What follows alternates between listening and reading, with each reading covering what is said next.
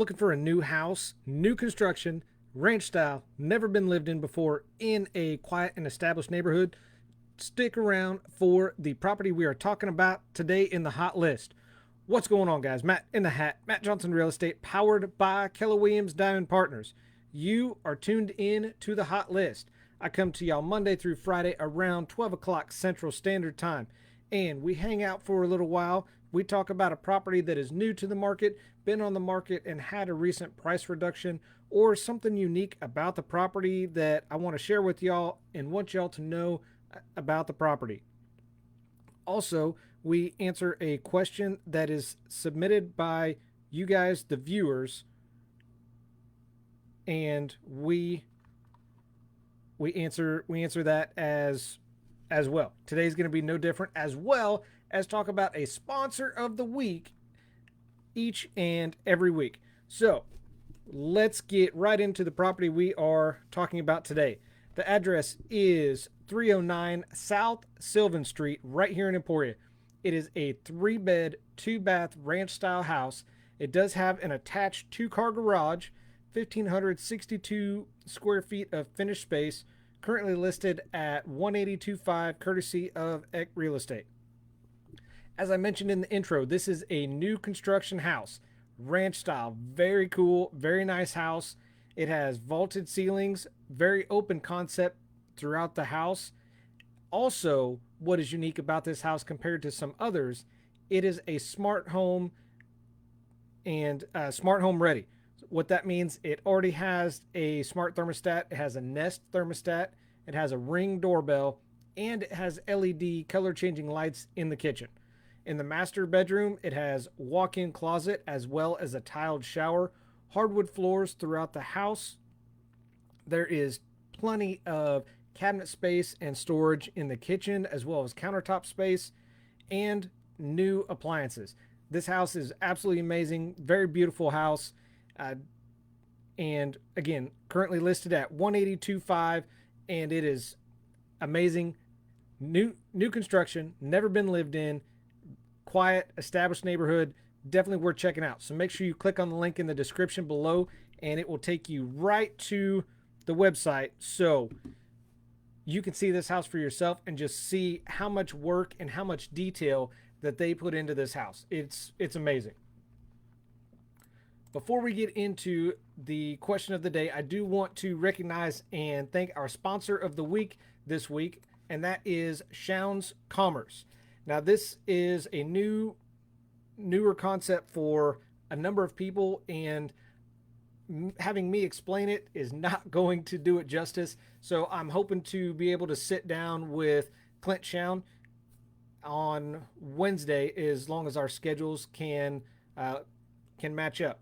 What he and this company are doing are creating a consumer rebellion. They have their own products, they have their own brands, they have partners, they have affiliates, all online, all being shipped right to your house.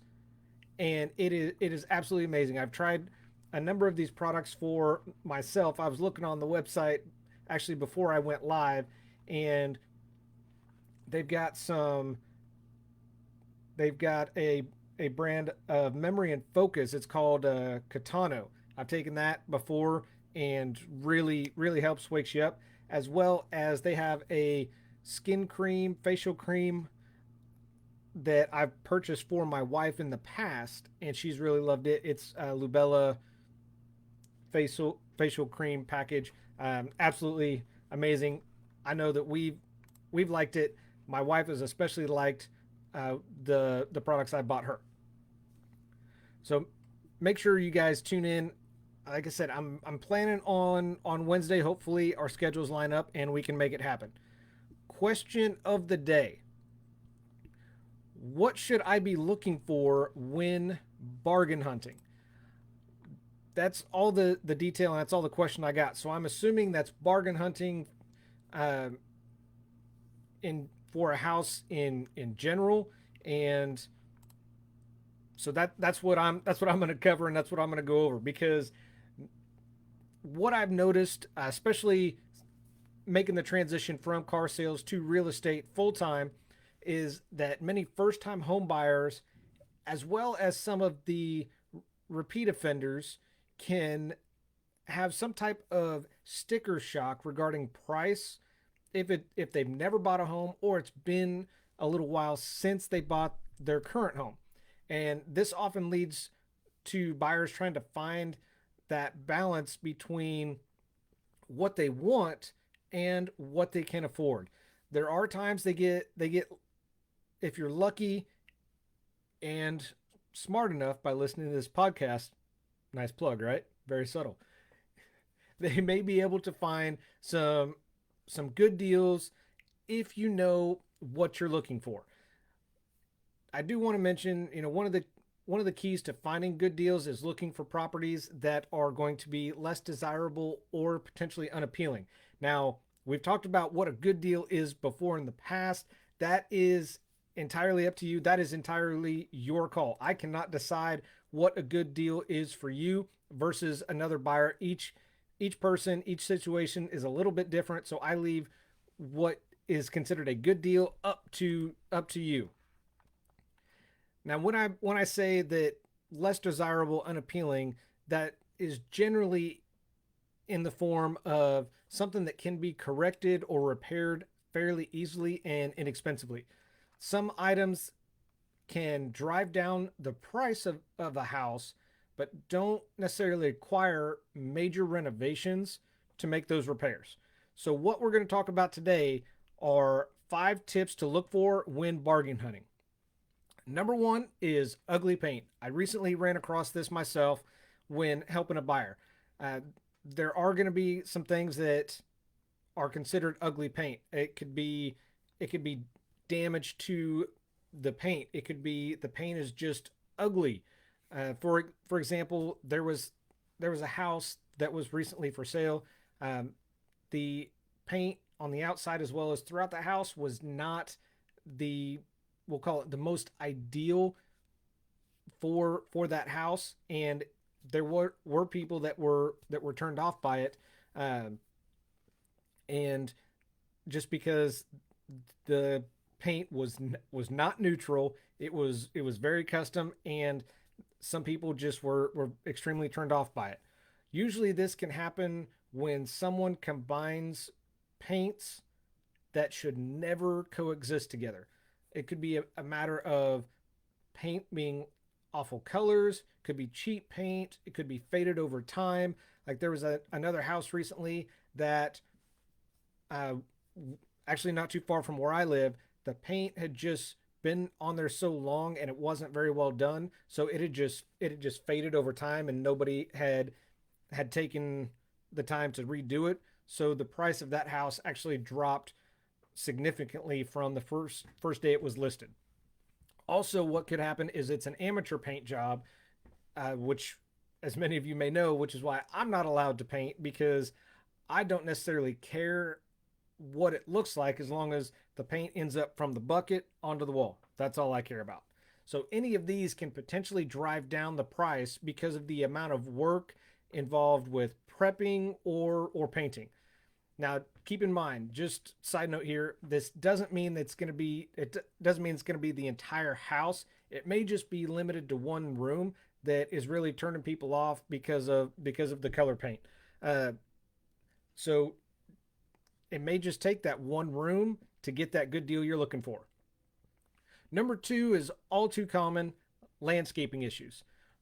A property's yard typically is the first thing potential buyers notice. So if it is neglected, if there's bald patches or overgrown flower beds, this can make a negative first impression. It could also suggest that the house may not have been taken care of either. Again, this is not always the case, and walking through houses, people will see that. But with the house, or if there's a house with the yard that needs a little TLC, keep in mind there could be some money shaved off the price just because of that less curb appeal and less desirable first impression when you immediately pull up. Number three are fixtures and accents.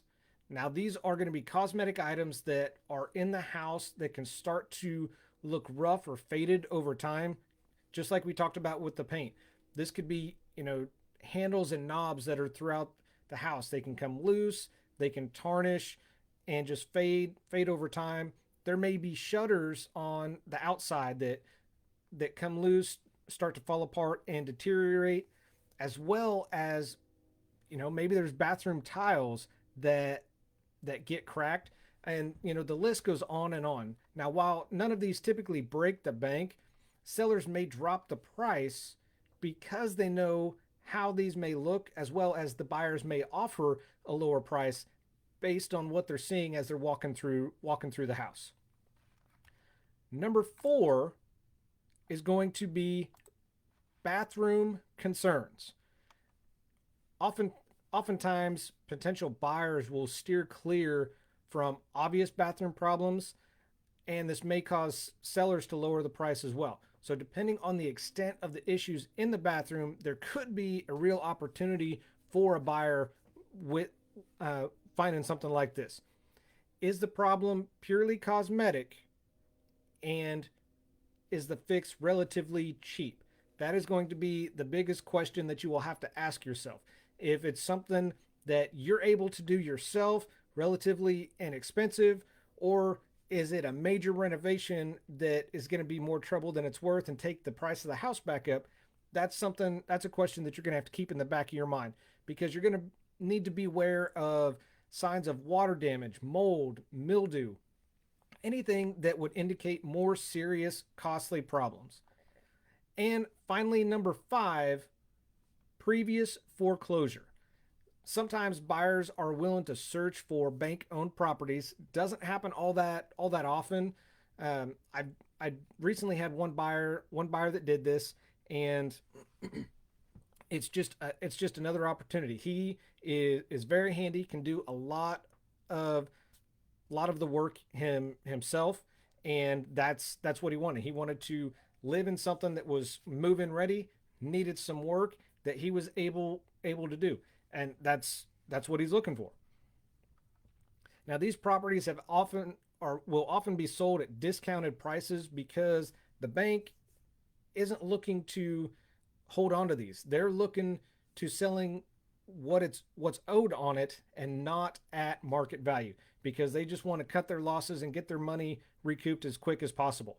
Now, the amount that you save will depend on both the bank and the amount of equity in the home when it was foreclosed on. You may luck out and walk into a deal that is a great house, doesn't have physical damage, because you got to tread carefully. I have shown some foreclosures that have had physical damage, like holes in the sheetrock. They've had water damage, some type of flooding. There's mold, mildew, and I showed one about 2 months ago. The people knew it was going into foreclosure, so they just shut all the utilities off, washed their hands clean of it, and just walked away. And there was mold about 4 feet up on the walls, and there was just so much work that needed to be done. Not everybody is able to do it. So there are the 5 tips for bargain hunting when it comes to homes.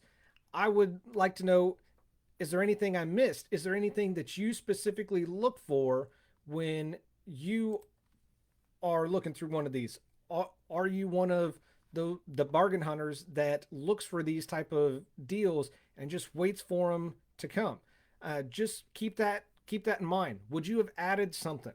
And if you have thought about this, whether it is looking at buying a home for the first time or investing in real estate, call me first.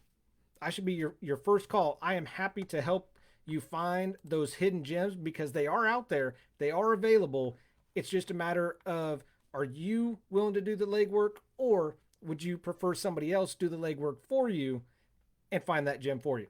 So that's what I got for you guys today in the hot list. So thanks for watching with Matt in the Hat, Matt Johnson Real Estate, powered by Keller Williams Diamond Partners. I do this because your experience matters and should be trusted with a veteran. Y'all have an awesome Monday, and I look forward to seeing you in here tomorrow.